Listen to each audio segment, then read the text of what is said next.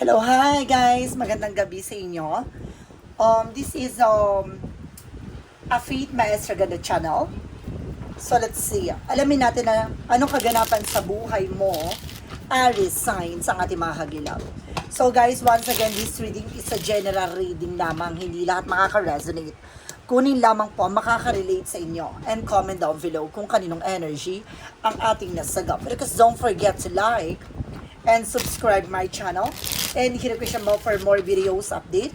Derek, maraming salamat po sa mga walang sawang pagsuporta sa aking channel, lalo-lalo na ang skip ng ads na way pagpalain kayo ng Diyos at may kapal, siksik-liglig na umapaw na biyayang manumbalik sa inyo. So let's see guys, what is the messages? Advice sa'yo ng ating Angel Spirit. So this is a monthly pasilip now for the month of September 2025 for the sign of Aries. So let's see and watch this. Ano kaya kaganapan sa buhay mo, Aries signs, ang ating mga hagilap? So there's the moon card. No, there's a truth reveal. Talagang ilalantad. Ano man yung bagay na hindi mo pa lubos na naunawaan sa ngayon, maaaring ibahagi na sa'yo. No, may revelasyon kang matutuklasan, malalaman. No, maaaring may mga bagay din na magatid sa pangarap mo. No, there's a dream coming true. The Three of Wands are waiting for ship. Some of you guys, no, kung may hinihintay ka paper documents, there's a possible na makuha mo na. Ano man yung bagay na hinihintay nyo, maaaring dumating na. No? And of course, there's a ton of with the sabotage. Malalaman nyo rin kung sino yung mga sumasabotahe sa'yo kasi may revelation eh. Ibig sabihin dito guys, malalantad, makikilala nyo na kung sino yung bumakarang at tumakad lang ng mga plano mo at pangarap mo. And there's a Six of Pentacles. Magtutuloy-tuloy na raw about sa finances. With the Six of Pentacles, daw gaganda na ang situations mo. And there's a Nine of Pentacles. Maging secure ka sa lahat ng gagawin mo. Mag-ingat-ingat ka sa mga pagtanggap ng pagkain na galing sa ibang tao, ha? No? Kasi maaaring nagbo-bloated ka dito, nakakaranas ka ng paglaki ng tiyan, maaaring buntit, na maaaring dinaan dyan sa pagkain. Mag-ingat po kayo. So there's something guys with a Five of Swords, kakaroon kasi ng self-sabotage, that because of your action. Mag-ingat tayo sa mga decision or mga gagawin natin, no? So let's see. What is the Moon card? Represent with the King of Cups. Now there's a devoted, it's a 40 person. May taong sumusuport at gumagabay sa'yo dito. What is the Three of Wands? Represent what? There is a temperance with a perfect timing. So matuto kang kumalma. No, may hinihintay ka, there is a possible na makuha mo na. No, darating na yan, kailangan mo maging kalmado, huwag kang maging aggressive. What is the Ten of Swords? The Ten of Swords represent with the Hangman. O, see? Sabi ko na may sumasabotahe para bigilan, no? Para makaranas ka ng delays and cancellation sa mga transaction with the Hangman. No, kaya parang feeling mo laging nadidelay, napupostpone lahat ng bagay na dapat mong gawin. What is the Six of Pentacles? Even your plan, ha? No, there's a maturity. See, nakita mo? May protection dito na hindi lahat kinakain mo, lahat ng mga bigay-bigay. No, magkaroon ka ng disiplina at respeto sa sarili mo. No, magkaroon ka ng control. And of course, there's a Chariot card. No, maraming dumarating sa yung pagkain. Kung sino man ito naghahatid sa'yo, wag mo nang kinakain. No? And there's an Empress card, mahalin na talaga mo yung sarili mo. No, disconnect from the world. No, kailangan mo dumistansya. No? And of course, kahit pa paano, no, alagaan mo ang sarili mo dito. What is the Moon card? Because the King of Cups. Represent with a Hierophant. No, there's a lesson learned. So, mayroon dito religious factor, guys. Some of you na nanaginip ka, may nasense ako dito ancestor guides na yumao mong mahal sa buhay. Napapanaginipan mo. This is something a figure with a father figure or masculine energy. Na maaaring tatay mo to, asawa mo to, lolo mo to, kuya mo to, tito mo to, na maaaring gumagabay sa'yo. No, may mga bagay dito na maaaring kailangan mo matutunan. I-reveal kung ano yung, oh my God, i-reveal ko ano yung kinamatay niya. No? And there's the Sun ka with a pure positive outcome. Ngayong September, maaaring maliwanagan ka na sa lahat ng plano mo at lahat ng mga bagay na gagawin mo. No, and of course, guys, there's something Two Pentacles. Timbangin mo lang. Ano man yung bagay na alam mong importante at mahalaga sa'yo. No, pag-ingatan mo lahat ng mga plano mo. No, there's a Four of Wands celebration coming in. No, may mga celebration na magaganap. No, may mangyayari mga celebration dito. And there's a Magician for manifestation. Lahat ng bagay na gusto mong mangyari, makukuha mo yan. Matutupad mo yan. No, may mga inggitera lang dyan sa paligid mo. Additional messages. There is a need of, sir, there's a lot of toxic and negativities around you. Napapalibutan ka rin ng toxic dito and negative, guys. No, kaya kailangan mag-ingat ka. Hindi lahat ng mga tao sa paligid mo pagkakatiwalaan mo. Some of them, guys, no, inggitera. So, and of course, there is something, guys, with an angel's messages and of course, angel spirit gabay na maaaring magbigay ng informasyon sa'yo, lalo-lalo na sa buhay pag-ibig. No, from this card, na may mga confession message this tayo dito, abangan nyo. Alamin na natin yan sa, after this energy. So, let's see what is additional messages, advices. So, let's watch this.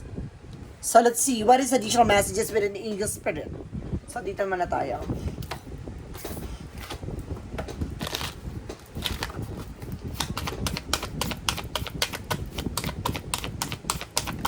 Okay, so there's a dress rehearsal, choices, na may mga bagay dito na kailangan pagpilian. No, ano man yung bagay na gusto mong gawin, pagkaabalahan, kailangan mo munang pumili ng wasto at tama. There's a boundaries, mag-set ka ng boundaries dito, paalala lang. No, pag-ingatan mo ano man yung bagay na nasa paligid mo. No, kailangan bago ka mag-proceed for another eksena, kailangan na alamin mo, tutuklasin mo, para hindi ka magkaroon ng doubt. No, at kumbaga disappointment, no, and regret. And there's a death card. So there's something in ending and in your beginning. So may mga bagay talaga na matatapos na, maaaring may mga bagay na magsisimulang muli. Ay kang Hierophant messages. Reference with a yes. No, tama at oo. Ano man yung bagay na ninanais mo pagdating sa kalusugan mo, maaaring maging maayos na ang kalagayan mo at ang pakiramdam mo. No, what is additional messages? There's an author. No, ibig sabihin dito, meron talagang, kumbaga, ibibigay na sa'yo na ba talaga yung para sa'yo, no? Nakalathala na to, nakasulat na to, talaga itong bagay na to ay maaaring, ito yung chapter mo, no? Ito yung season mo, no? Ngayong monthly, pasilip ay maaaring ibigay sa'yo, yung mga bagay na ninanais mo at matutupad mo, may gabay na tutulong sa'yo. There's a man holding a coin. Some of you, if you were a man, women, yung person mo marunong humawak ng finances. No, ikaw yung man, if you were a man, maaaring ikaw ay marunong humawak ng finances. For Monsology. For Monsology, represent a time for healing. So ito na yung oras na para sa kagalingan. Na ito na yung panahon ng kagalingan at kaayusan sa buhay mo. No, maaaring mag-transformation talaga, na maaaring ang laking pagbabago mangyayari sa buhay mo with the Romance Angels. And there's an engagement. Some of you guys, no, may engagement na magaganap that brings you with higher level commitment. Maaaring ikakasal na kayo, no, may nag-propose, ganon. From the chakra messages. From the chakra messages. Okay. There's a perceptions. Now, there's an enlightenment. May mga bagay dito magliliwanag sa'yo. Nabaguhin mo yung perspective mo. No? Kumbaga, ayusin mo yung mga pananaw mo at yung mga bagay na iniisip mo. Ayusin mo. What is an angel's answer? Represent what?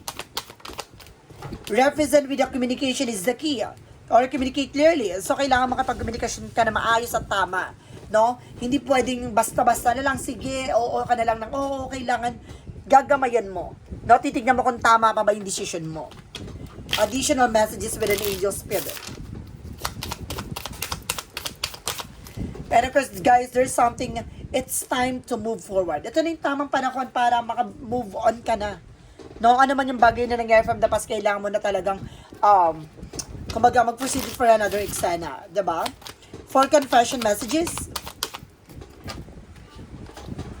so there is a time apart. Talaga sinasabi dito, no, ito yung tamang pagkakataon. It's time apart is giving both of us an opportunity to work on ourselves and be the best version. I need to retreat a bit until I get over what is bothering me. I don't want you to see me like this. I am protecting you from my dark shadow aside. So, ibig sabihin dito, parang, kumbaga, gusto niya muna ng kumbaga, tingnan, no, na dumistansya, no, gusto niyang mas lumago ka pa, no, parang ayaw niya na makita mo na nandun siya sa parte na nagkakaroon siya ng realization, ganyan. So, ayaw niya na madistorbo ka, ayaw niya na makita mo na ganun siya. So, let's see what is Mystic Forest. With a Mystic Forest, let's see, guys. So there is something, guys, with the receiving it all. You deserve to receive abundance at full capacity. Believe in your worth and trust the universe is ready to deliver all that you desire. Open up. Na matatanggap mo na lahat. Ngayong buwan na to, ngayong September na to, matatanggap mo na naman yung bagay na ninanais mo, kagalingan, kaayusan, at maaaring makaka-recover ka na talaga. For love, Tarot represent what?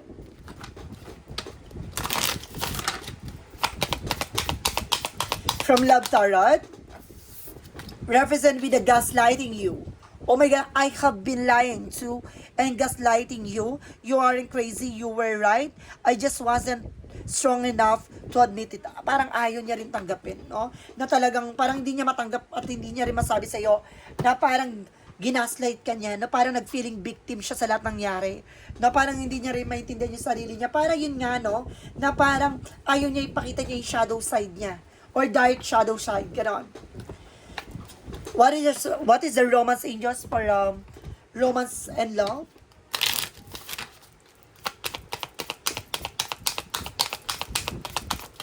And there is an unseen. No, love can be blind and sure you're not overlooking red flag. See? Kumaga wag ka na magbulag-bulagan dito. No, siguro ayaw mo lang makita yung totoo. No, parang binabahagi na nito, kailangan mag-move forward, tanggapin nyo lahat ng bagay na to, huwag ka na magbulag-bulagan pa.